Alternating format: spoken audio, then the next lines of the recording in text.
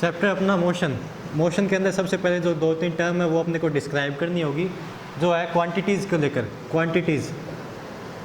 Quantities क्या होती है? फिजिक्स के अंदर जब किसी टर्म को डिस्क्राइब करते हैं तो उसके बारे में 3 चीज़ देखी जाती है। पहली कि वो है क्या, सेकंड कितनी है, तीसरा कहाँ पे है। यानी इस 3 चीज़ों के अंदर अपन उसका नाम, उसकी डायरेक्शन और उसकी वैल्यू देते हैं। ठीक है, नाम होता है। ठीक है, सबसे पहले इसको 2 पार्ट में डिवाइड किया गया है क्वांटिटीज़ को। First one is scalar, second is vector. अब इन दोनों को डिफरेंशिएट किस बेसिस पे किया गया है? तो स्केलर क्वांटिटीज़ वो फिजिकल क्वांटिटीज़ होती है, scalar quantities are those physical quantities जिसके अंदर ओनली मैग्नीट्यूड डिस्क्राइब करना पड़े। मैग्नीट्यूड, अब मैग्नीट्यूड क्या होता है? तो 2-3 क्वेश्चन थे, उसके अंदर अगर मैं फोर्स को लेकर चलता हूँ, अगर एक फिजिकल क्वांटिटी है फोर्स, क्या है फोर्स, सेकंड क्वेश्चन कितनी है, जो उसकी वैल्यू देने वाली टर्म है उसको बोलते हैं मैग्नीट्यूड। क्या बोलते हैं? मैग्नीट्यूड। अगर मैं कहूँ 2 न्यूटन फोर्स है, क्या है? 2 न्यूटन फोर्स है, तो यहाँ पे 2 जो उसकी वैल्यू देने वाली चीज़ है इसको क्या बोलते हैं? मैग्नीट्यूड बोलते हैं। तो स्केलर क्वांटिटी वो होती है जिसके अंदर सिर्फ किसी न किसी फिजिकल क्वांटिटी का मैग्नीट्यूड शो करना पड़े और कोई चीज़ शो नहीं करनी पड़े। ठीक है, तो scalar quantities those physical quantities which only allows magnitude to describe those. ठीक है, सेकंड है वेक्टर क्वांटिटी। वेक्टर क्वांटिटी कौन सी होती है? जिसके अंदर मैग्नीट्यूड के साथ साथ डायरेक्शन भी शो करनी पड़े। क्या करनी पड़े? डायरेक्शन भी शो करनी पड़े। Those physical quantities which need magnitude as well as direction to describe them. ठीक है, अब देखो क्या होती है। अब 2 एग्जांपल लेके चलते हैं। सबसे पहले फोर्स होता है, फोर्स की बात करें। ठीक है, तो फोर्स की जो वैल्यू होती है, अगर मैं कहूँ 2 न्यूटन फोर्स है तो 2 उसका क्या शो कर रहा है? मैग्नीट्यूड। क्या शो कर रहा है? मैग्नीट्यूड। न्यूटन है वो क्या शो कर रही है? उसकी यूनिट। ठीक है, कौन सी यूनिट? SI unit. तीसरी चीज़ होती है जो पूछी गई थी वो थी डायरेक्शन। इंपॉर्टेंट चीज़ जो है इसके अंदर डिस्क्राइब करने लायक वो है डायरेक्शन। अब फोर्स की कोई डायरेक्शन होती है? नहीं होती है। ठीक है, तो अगर इसके अंदर फोर्स की डायरेक्शन है तो ये कौन सी क्वांटिटी है? Vector quantity. वो क्वांटिटी जिसके अंदर डायरेक्शन भी शो की जाती है वो कौन सी होती है? वेक्टर क्वांटिटीज होती है। ठीक है, अब इसके अलावा जैसे अगर और की बात करूं, मास की, अगर कहूं 5 kg शुगर है, ठीक है, तो यहाँ पे चीज़ क्या है? What is the thing, what is the quantity? Mass. Physical quantity क्या है? मास। चीज़ क्या 3 चीज़ पूछी गई थी, क्या है, कितनी है और कहाँ पे है। तो अब क्या है? मास है। कितना है? 5 उसका क्या हो गया? मैग्नीट्यूड। यहाँ kg उसका क्या है? Unit. And last the question what, कि उसकी डायरेक्शन कहाँ पे है। अब अगर बात करें मास की तो उसके अंदर कोई डायरेक्शन अलाउ नहीं होती उसको डिस्क्राइब करने के लिए, तो it need no direction to describe it. इसलिए मास क्या होगा? एक डायरेक्शन लेस फिजिकल क्वांटिटी होगी। यानी ये किसके अंदर नेगोशिएट होगी? स्केलर के अंदर। किसके अंदर रखी जाएगी? स्केलर क्वांटिटी के अंदर। ठीक है, फोर्स हो गया, उसके अंदर डिस्क्राइब करने के लिए फोर्स को मैग्नीट्यूड के साथ साथ as well as direction are also compulsory. ठीक है, तो फोर्स है एक वेक्टर क्वांटिटी और मास है वो क्या है? एक स्केलर क्वांटिटी। क्योंकि मास के अंदर क्या है? कहीं भी डायरेक्शन की जरूरत नहीं होती कि उसको डिस्क्राइब करने के लिए कि यहाँ पे इस जगह मास रखा हुआ है, कहाँ पे रखा हुआ है। ठीक है, ऐसे कई और स्केलर क्वांटिटीज़ के एग्जाम्पल है, जैसे वॉल्यूम। वॉल्यूम क्या है? एक स्केलर क्वांटिटी है। मास हो गया, ये सारी क्या है? स्केलर क्वांटिटी है। स्पीड होगी, वर्क हो गया, ये क्या होती है? ये फिजिकल क्वांटिटी वो फिजिकल क्वांटिटी है जिसके अंदर सिर्फ उसकी वैल्यू दिखानी होती है, ये नहीं बताना पड़ता कि वो है किस डायरेक्शन के अंदर। ठीक है, स्केलर क्वांटिटी वो फिजिकल क्वांटिटी होती है। फिजिकल क्वांटिटी होती क्या है? पहली बात तो वो फिजिकल क्वांटिटी वो चीज़ें होती है जिनको अपन मेजर कर सकते हैं, कुछ नाम दे सकते हैं। अगर वॉल्यूम है तो उसको अपन ने नाम दे दिया, उसको मेजर कर लिया। जो जिस चीज़ को अपन मेजर कर सकते हैं वो एक फिजिकल क्वांटिटी है। इन सब चीज़ों को अपन मेजर कर सकते हैं, इसलिए फिजिकल क्वांटिटीज़ होती है। जिन चीज़ को मेजर नहीं कर सकते वो फिजिक्स के अंदर आती नहीं, ठीक है। इन चीज़ को मेजर किया, अब उनको डिफरेंशिएट किया गया स्केलर और वेक्टर के अंदर। स्केलर के अंदर सिर्फ उन चीज़ों को रखा गया जो क्या है, सिर्फ मैग्नीट्यूड दिखाती है, उनके अंदर डायरेक्शन का कोई रोल नहीं होता।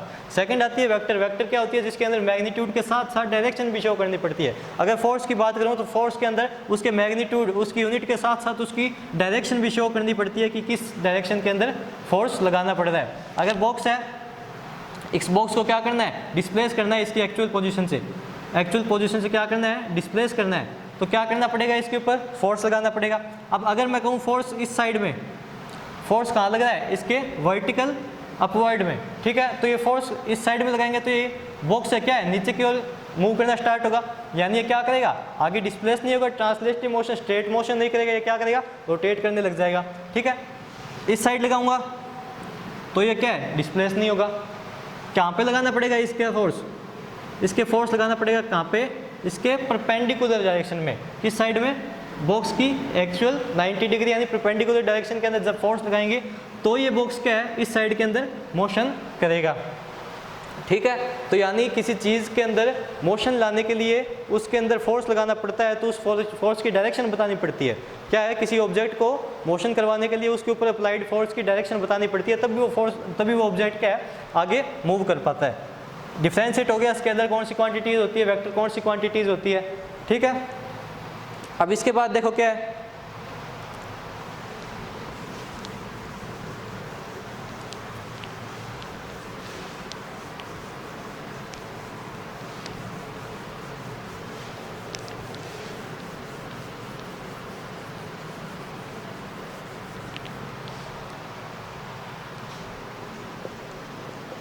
scalar which use magnitude to show it, vector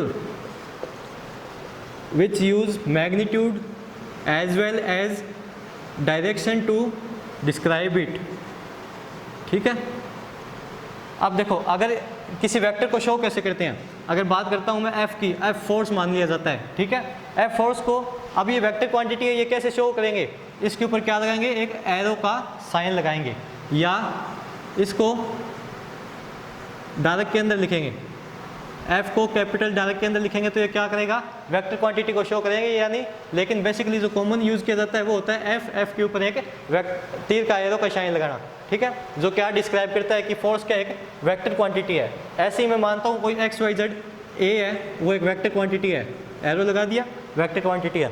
अब A अगर वेक्टर क्वांटिटी है तो उसके अंदर क्या क्या चीज़ होगी, देखो क्या बता रखा है, मैग्नीट्यूड और डायरेक्शन। क्या बताया हुआ है, मैग्नीट्यूड एंड डायरेक्शन, ठीक है। अब अगर मैं A को इन दो लाइन के बीच बंद कर दूं, इस A वेक्टर के बाद क्या लगा दूं, दो लाइन लगा दूं, वर्टिकल लाइंस, तो ये जो क्वांटिटी बन जाएगी इसको बोलते हैं मैग्नीट्यूड। ये क्या होता है, इसका मैग्नीट्यूड, ठीक है। A वेक्टर का मैग्नीट्यूड क्या हो गया, इसको दो बार बॉक्स के वर्टिकल लाइन के अंदर बंद कर दो A को, तो ये क्या बन गया, इसका मैग्नीट्यूड बन गया। सेकंड चीज़ है डायरेक्शन। डायरेक्शन कैसे शो करते हैं, तो इसके लिए यूज़ किया जाता है यूनिट वेक्टर। एक नई टर्म है यूनिट वेक्टर, ठीक है। यूनिट वेक्टर क्या होता है, मान लो एक वेक्टर है B, ठीक है, ये B वेक्टर है, यहाँ पे A वेक्टर है जो इस साइड में है, ठीक है। वहीं पे एक B वेक्टर है, वो भी क्या है, इसी साइड में है। जहाँ पे A वेक्टर है उसी साइड में क्या है, B वेक्टर है। अब B एक यूनिट वेक्टर है, B क्या है, एक यूनिट वेक्टर। यूनिट वेक्टर से मतलब क्या है, यूनिट वेक्टर वो वेक्टर होता है जिसका मैग्नीट्यूड 1 होता है, यानी B वेक्टर है, इसका मैग्नीट्यूड कितना हो, 1 हो, क्या हो, 1 हो। B वेक्टर को डिस्क्राइब करेंगे तो B वेक्टर का मैग्नीट्यूड क्या है, यहाँ पे 1 है, ठीक है। और इसकी डायरेक्शन कहाँ पे है, B की A की डायरेक्शन में, या क्या कह सकते हैं, A की जो डायरेक्शन है वही B की डायरेक्शन है, दोनों A की डायरेक्शन में चल रहे हैं। तो A का B का मैग्नीट्यूड क्या हो गया, 1 हो गया। B का मैग्नीट्यूड क्या हो गया, 1। ये अगर कहीं पे भी कैलकुलेशन करेंगे तो इसका मैग्नीट्यूड तो कहीं काम ही नहीं आएगा, क्योंकि इसका क्या है, हमेशा 1 रहेगा।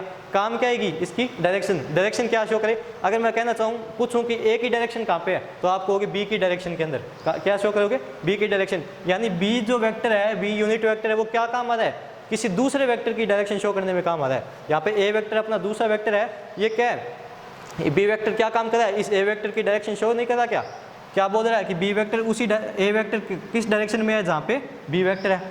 तो बी वेक्टर ने क्या किया, इस ए वेक्टर की डायरेक्शन बताई या नहीं बताई।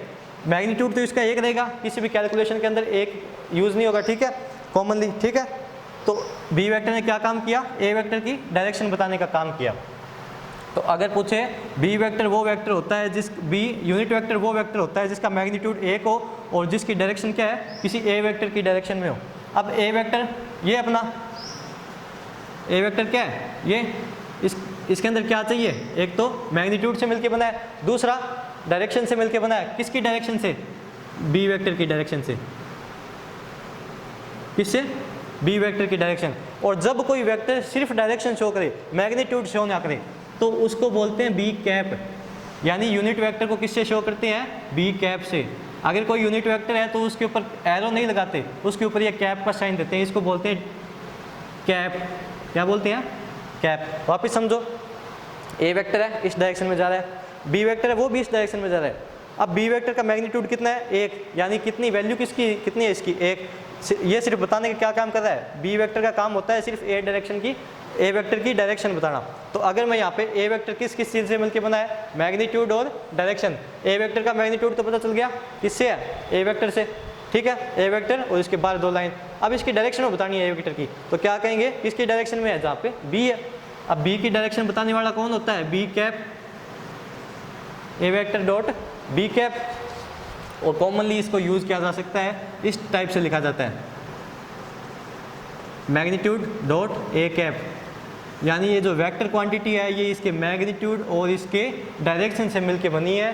पूरी वेक्टर क्वांटिटी होती है वो मैग्नीट्यूड प्लस डायरेक्शन से मिलके बनी होती है। यूनिट वेक्टर क्या होता है, यूनिट वेक्टर वो वेक्टर होता है जिसका मैग्नीट्यूड एक होता है और जिसकी डायरेक्शन ए वेक्टर की डायरेक्शन के अंदर काम होती है। यूनिट वेक्टर का काम सिर्फ ए वेक्टर की डायरेक्शन बताना होता है, ठीक है। यह था अपना यूनिट वेक्टर। अब आगे बात करते हैं, ठीक है। अब यहाँ से अगर ए कैप की निकालनी चाहिए, ए कैप की वैल्यू निकालूं, यहाँ से ए कैप की वैल्यू निकालें तो ये जो मैग्नीट्यूड है ये इसके क्या आ जाएगा, डिवाइड में आ जाएगा, a vector upon magnitude of a vector. Direction show हो गई, इसको बोलते हैं यूनिट वेक्टर। क्या बोलते हैं, यूनिट वेक्टर ए कैप, ठीक है।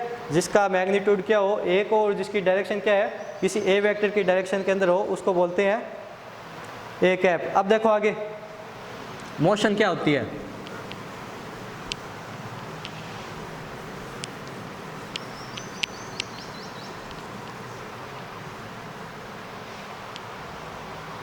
Motion continuous change in position with respect to time and reference point। यानी किसी ऑब्जेक्ट की पोजीशन के अंदर टाइम के हिसाब से क्या होना, चेंज होते जाना। अगर कोई ऑब्जेक्ट यहाँ पे है, अगर कोई ऑब्जेक्ट यहाँ से क्या आ रहा है, इस साइड आ रहा है, तो जैसे जैसे टाइम बीतता जा रहा है वैसे वैसे क्या है, इसकी पोजीशन क्या होती जा रही है, धीरे धीरे चेंज होती जा रही है। तो क्या मान सकते हैं अपन, ये ऑब्जेक्ट क्या है, मोशन के अंदर। अगर टाइम के साथ किसी ऑब्जेक्ट की पोजीशन क्या हो रही है, चेंज होती जा रही है, तो वो क्या है, ऑब्जेक्ट मोशन के अंदर है, ठीक है। पहला पॉइंट हो गया respect to time, with respect to time. Second है with respect to reference point. यहाँ पे रेफरेंस पॉइंट क्या शो कर रहा है, ठीक है। एक और चीज़ होती है कि मोशन होता है उसका रिलेटिव नेचर होता है, रिलेटिव नेचर होता है। अब रिलेटिव नेचर क्या होता है, देखो रेफरेंस पॉइंट क्या होता है, रेफरेंस पॉइंट वो पॉइंट होता है जहाँ से आप ऑब्जर्व कर रहे हो। जैसे आपने ग्राफ बनाया है, ग्राफ बनाते हो, ग्राफ के अंदर ये ओ पॉइंट होता है, 0 पॉइंट। यहाँ से सभी चीज़ों को ऑब्जर्व करते हो नहीं करते, यहाँ पे पॉइंट है उसको यहाँ से ऑब्जर्व किया, यहाँ से उसकी वैल्यू निकालने, यहाँ से उसकी वैल्यू कैलकुलेट करते हो ना, यहाँ से कितनी दूर है, 2 है, यहाँ पे उसकी वैल्यू कैलकुलेट करते हो, यहाँ पे 1 है। ऑब्जर्व कहाँ से किया आपने, ओ पॉइंट से। तो ये इसका क्या कहलाता है, रेफरेंस पॉइंट। यानी जिस पोजीशन से अपन किसी भी चीज़ की मोशन को देख रहे हैं वो क्या है, एक रेफरेंस पॉइंट है, ठीक है। अब बात करते हैं रिलेटिव नेचर कैसे होता है। रिलेटिव नेचर होता है कि अगर मानो ये प्लेटफॉर्म है, यहाँ पे कई आदमी खड़ा है, ठीक है, और एक पर्सन है वो यहाँ पे है, ट्रेन के अंदर बैठे हैं दो आदमी, एक आदमी जो क्या है खड़ा हुआ है, दूसरा क्या है बैठा है। तो जैसे जैसे ये ट्रेन यहाँ से आई थी, पहले ये आदमी यहाँ पे था, फिर आगे आया, फिर आगे आया, जब इसके ट्रेन आगे से चलेगी इस आदमी के, तो इस आदमी के हिसाब से क्या ये जो आदमी खड़ा हुआ है इसकी पोजीशन चेंज हो रही है या नहीं हो रही। पहले ये आदमी यहाँ पे उसको यहाँ पे दिख रहा था, फिर यहाँ पे दिख रहा था, फिर यहाँ पे, और मोशन होती क्या है, कंटिन्यूस चेंज इन पोजीशन। तो इस आदमी के हिसाब से इस आदमी की पोजीशन क्या है, पहले यहाँ था फिर यहाँ था, चेंज होती जा रही है। तो ये आदमी क्या कहेगा भाई ये जो खड़ा हुआ आदमी है ये क्या है, मोशन के अंदर है या नहीं है। इस आदमी के हिसाब से ट्रेन के प्लेटफॉर्म पे खड़ा है आदमी, और यहाँ पे ट्रेन के अंदर दो आदमी बैठे हैं, एक बैठा हुआ है एक खड़ा हुआ है। तो इस जो आदमी खड़ा हुआ है उसकी पोजीशन इस बार प्लेटफॉर्म वाले आदमी के हिसाब से चेंज हो रही है या नहीं हो रही। पहले उसको ये यहाँ पे दिख रहा था, फिर ट्रेन जैसे आगे चली गई वैसे वैसे इसकी पोजीशन चेंज होती चली गई। तो ये आदमी क्या कहेगा, इस ऑब्जेक्ट की मोशन क्या है, चेंज होती जा रही है, इसकी पोजीशन चेंज होती जा रही है, यानी ये ऑब्जेक्ट क्या है, मोशन के अंदर है। लेकिन इसी ट्रेन के अंदर ये जो दूसरा आदमी बैठा हुआ है उसके हिसाब से इसकी पोजीशन चेंज हो रही है या नहीं हो रही। जब ये आदमी था तब ये यहीं पे था, इसकी पोजीशन में कोई चेंज नहीं हो रहा, यहाँ इस पोजीशन पे भी यहाँ पे था, दोनों साथ में थे, यानी ये जो बैठा हुआ है उसके हिसाब से इसकी पोजीशन चेंज नहीं हो रही। और मोशन होती क्या है, कंटिन्यूस चेंज इन पोजीशन। तो एक आदमी के हिसाब से तो इसकी पोजीशन चेंज हो रही है, लेकिन दूसरे के हिसाब से इसकी पोजीशन में कोई चेंज नहीं हो रहा। तो इसे बोलते हैं रिलेटिव नेचर ऑफ मोशन, यानी किसी एक ऑब्जेक्ट की मोशन है, यानी कोई एक ऑब्जेक्ट है वो किसी एक आदमी को तो मोशन में दिखेगा और दूसरे को कैसे दिखेगा, रेस्ट में। इसे बोलते हैं रिलेटिव नेचर ऑफ मोशन, जिसके अंदर ऑब्जेक्ट है वो किसी एक रेफरेंस पॉइंट के, यहाँ पे ऑब्जर्व करने वाला कौन था, ये यहाँ पे ऑब्जर्व करने वाला ये था, इसके हिसाब से इसकी मोशन कैसी थी, इसकी पोजीशन कैसी थी, चेंज होती जा रही थी, यानी ये मोशन में था। लेकिन यहीं पे जो दूसरा आदमी है उसको क्या दिख रहा था, ये रेस्ट में दिख रहा था। अब ऑब्जर्वर कौन है, इसको देखने वाला ये दूसरा आदमी, यानी ये रेफरेंस पॉइंट है इसका, ऑब्जर्व कर रहा है। तो इसके हिसाब से क्या है, इसकी पोजीशन में कोई चेंज नहीं हो रहा है, तो ये क्या है, रेस्ट के अंदर है। इसे बोलते हैं रिलेटिव नेचर ऑफ मोशन, जिसके अंदर ऑब्जेक्ट की दो टाइप की मोशन हो सकती है, ठीक है।